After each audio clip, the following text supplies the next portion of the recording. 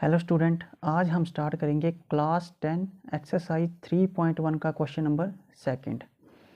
On comparing the ratio a1/a2 b1/b2 c1/c2 find out whether the lines representing the following pairs of linear equation intersect at a point are parallel और coincident.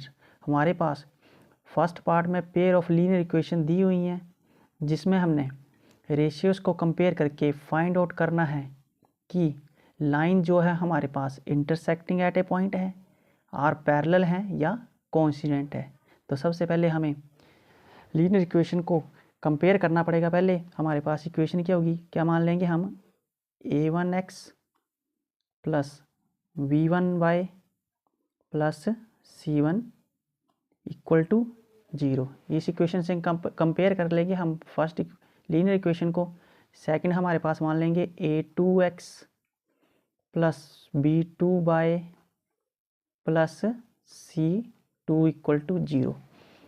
तो हमारे पास a1 की value कितनी आ जाएगी, हमारे पास 5। a1 x का coefficient a है, ठीक है। तो a1 की वैल्यू क्या आ जाएगी, हमारे पास 5 आ जाएगी। b1 की वैल्यू आ जाएगी हमारे पास -4 आ जाएगी और c1 की वैल्यू आ जाएगी हमारे पास 8 आ जाएगी। दूसरी तरफ हमारे पास a2 की वैल्यू क्या आ जाएगी, हमारे पास a2 की वैल्यू आ जाएगी हमारे पास 7 आ जाएगी। b2 की वैल्यू हमारे पास 6 आ जाएगी और c2 की वैल्यू हमारे पास -9 आ जाएगी। अब हमने कंपेयर करना है रेशियो से, तो पहले हमने a1/a2 फाइंड आउट करना है। तो a1/a2 a1 की वैल्यू 5 और a2 की वैल्यू कितनी है हमारे पास a2 की वैल्यू कितनी 7। a2 की वैल्यू कितनी है हमारे पास 7 है। तो a2 कितना आ जाएगा 5/7। अब दूसरी तरफ हमारे पास b1 की वैल्यू कितनी है हमारे पास b1 की वैल्यू हमारे पास कितनी आ गई b1 की वैल्यू b1/b2 कंपेयर करना है। b1 की वैल्यू हमारे पास -4 और b2 की वैल्यू कितनी आ गई हमारे पास 6 आ गई b2 की वैल्यू। तो इसको काट के कितना आ गया हमारे 2 2 का 4 2 3 का 6 -2/3 आ गई।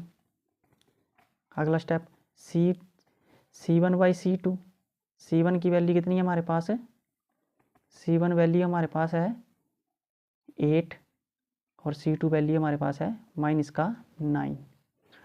तीनों वैल्यू ये a1/a2 5/7 है, b1/b2 -2/3 है और c1/c2 8/-9 है। तो तीनों इक्वेशन आपस में बराबर नहीं आ रही हैं। तीनों ratio a1/a2 not equal to b1/b2 not equal to c1/c2। जब तीनों रेशियो आपस में बराबर नहीं है तो हम बोल सकते हैं कि ये इक्वेशन क्या है, इंटरसेक्ट है। तो हम यहाँ पर लिख सकते हैं so equation intersect at a point. इसका फर्स्ट पार्ट हो गया। इसी तरह हम सेकंड पार्ट करेंगे। अब सेकंड पार्ट में हमारे पास लीनियर इक्वेशन क्या दी हुई है 9x प्लस 3y प्लस का 12 इक्वल टू 0। दूसरी लीनियर इक्वेशन दी हुई है हमारे पास 18x प्लस का 6y प्लस का 24 इक्वल टू 0। कंपेयर कर लेंगे हम। कंपेयर ये a1 की वैल्यू b1 की वैल्यू c1 की वैल्यू a2 की वैल्यू c2 की वैल्यू a2 की वैल्यू b2 की वैल्यू और c2 की वैल्यू। तो a1 कितना आ गया हमारे पास 9, b1 कितना आ गया 3 और c1 की वैल्यू कितनी आ गई 12 आ गई। यहाँ पर a2 की वैल्यू 18, b2 की वैल्यू 6 और c2 की वैल्यू कितनी आ गई 24। अब हम कंपेयर कर लेंगे। तो ये पहले निकाल लेंगे a1/a2 कितना आ गया हमारे पास a1 9, a2 की वैल्यू 18, 9/18 कितना आ गया हमारे पास 9 1 का 9, 9 2 का 18, तो 1/2 आ गया। दूसरी तरफ b1/b2 फाइंड आउट करेंगे। b1 की वैल्यू कितनी आ गई हमारे पास 3 है और b2 की वैल्यू कितनी है 6, तो इनको काट के कितना आ जाएगा 1/2। तीसरी टर्म हमारे पास क्या है c1/c2 c1 की वैल्यू 12 है, c2 की वैल्यू 24 है, तो 12/24 कितना आ गया 1/2। ये भी 1/2i, ये भी 1/2i, ये भी 1/2i। तो इसको हम लिख सकते हैं a1/a2 is equal to b1/b2 is equal to c1/c2। तीनों इक्वेशन बराबर है हमारे पास दी हुई हैं। तो इसको हम बोल सकते हैं so lines are coincident. So equation of lines क्या आ गई हमारे पास है, कोइंसिडेंट आ गई। ठीक है, अब थर्ड पार्ट इसका हम करेंगे। थर्ड पार्ट में लीनियर पेयर इक्वेशन दी हुई है हमारे पास 6x माइनस का 3y प्लस का 10 इक्वल टू 0। दूसरी दी हुई है linear equation 2x minus y plus का 9 इक्वल टू 0 दी हुई है हमारे पास दूसरी। a1 की वैल्यू, b1 की वैल्यू, c1 की वैल्यू, a2 की वैल्यू, b2 की वैल्यू और c2 की वैल्यू। a1 कितना आ गया हमारे पास 6, b1 कितना आ गया माइनस का 3 और c1 कितना आ गया 10 आ गया। a2 कितना आ गया 2 आ गया। b2 कितना आ गया माइनस का 1, जब y के साथ को कुछ नहीं हो तो 1 तो होता ही है। और c2 की वैल्यू कितनी आ गई 9। अब हम इसको रेशियो निकालेंगे, लिखेंगे a1/a2। a1/a2 कितना आ गया 6/2, कितना आ गया 6/2।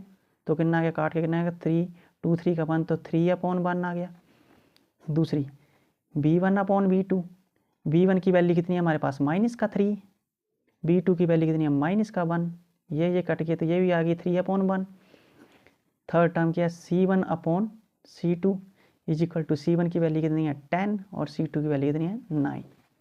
तो यहाँ पर हमें पता लग रहा है कि a1/a2 और b1/b2 आपस में बराबर है, बट थर्ड टर्म यहाँ पर हम इसके बराबर नहीं है। तो इसको लिख सकते हैं हम a1/a2 is equal to b1/b2 is not equal to c1/c2। जब a1/a2 और b1/b2 आपस में बराबर हो बट थर्ड टर्म बराबर ना हो तो इसको बोल सकते हैं हम so equation of lines are parallel. ठीक है, इस तरह से हमारा फर्स्ट सेकंड क्वेश्चन जो है ख़त्म होता है।